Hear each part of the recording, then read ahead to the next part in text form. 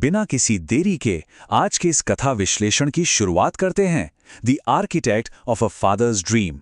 ये सिर्फ एक कहानी नहीं है, बल्कि एक ऐसी यात्रा है जो दिखाती है कि कैसे कोई अपनी किस्मत खुद लिख सकता है।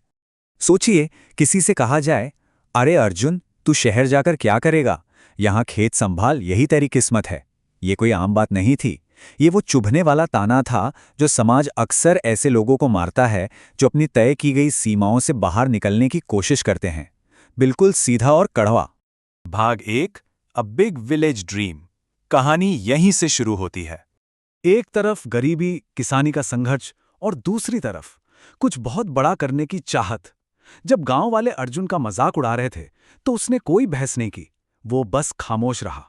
और सच कहूं तो शोर शराबे वाले माहौल में अपने लक्ष्य पर फोकस रखने का इससे बेहतरीन तरीका कोई हो ही नहीं सकता।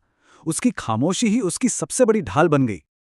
अब यहां जो सबसे दिलचस्प बात है वो है अर्जुन का रूटीन।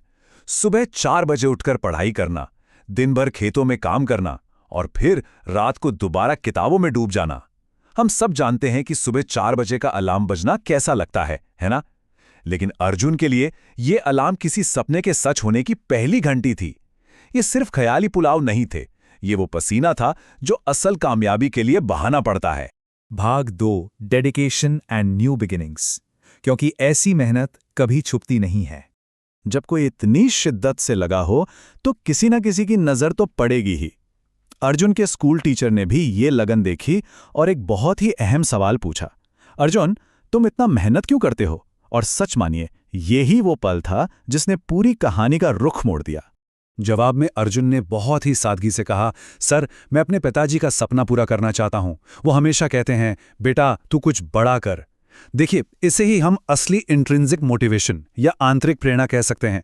अर्जुन के पास कोई फैंसी संसाधन नहीं थे, बस परिवार के लिए कुछ कर गुजरने की एक बहुत ही सच्ची और गहरी भावना थी। और इसी सच्चाई ने टीचर को इस हद तक प्रभावित किया कि उन्होंने अर्जुन को शहर भेजने की ठान ली। भाग 3, tough challenges of the city.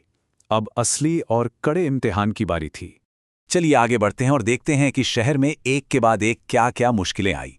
बिना पैसे और बिना किसी जान पहचान के एक अनजान शहर में कदम रखना, कई रातें भूखे पेट सोना, दिन भर एक छोटी सी दुकान पर काम करना और फिर रात भर जग कर पढ़ाई करना।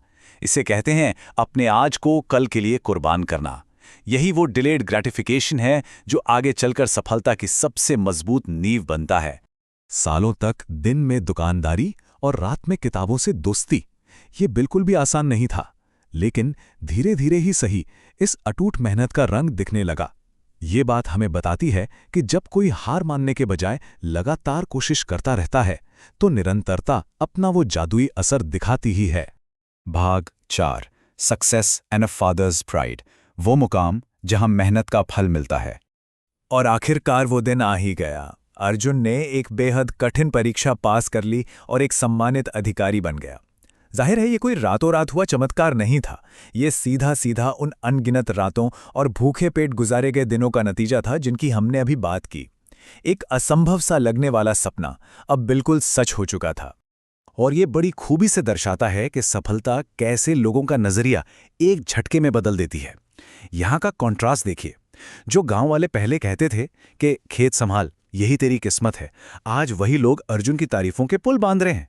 मानव स्वभाव का ये पहलू सच में सोचने पर मजबूर कर देता है कि अंत में दुनिया सिर्फ आपके परिणामों को ही सलाम करती है। अधिकारी बनने के बाद अर्जुन सबसे पहले अपने गांव, अपने पिता के पास पहुंचा और उसके शब्द थे, पिताजी, आपका सपना पूरा हो गया। जरा सोचिए, इतनी बड़ी कामयाबी, इतना बड़ा पद, लेकिन अर्जुन ने बिना एक पल गवाए अपनी पूरी सफलता का सेहरा अपने पिता के उस विजन के सिर बांध दिया। लेकिन एक पिता का दिल तो आखिर पिता का ही होता है ना। आंखों में खुशी के आंसू लिए उन्होंने कहा, नहीं बेटा, ये तुम्हारी मेहनत का फल है। ये इस पूरी कथा का सबसे भावुक कर देने वाला पल है। ये महज एक जश्न नहीं था, बल्कि अर्जुन के उस खामोश और दर्द भरे संघर्ष को मिली सबसे बड़ी मान्यता थी। तो इस पूरे विश्लेषण के बाद एक बहुत ही गहरा सवाल उभर कर सामने आता है, क्या हमारी किस्मत सिर्फ हमारी परिस्थितियों की मोहताज होती है, या फिर हम अपनी अटूट मेहनत की भट्टी में अपनी किस्मत खुद गढ़ते हैं? अर्जुन की ये जीवन यात्रा इसी एक बड़े सवाल के साथ हमें सोचने पर मजबूर कर देती है। आज के इस कथा विश्लेषण में बस इतना है।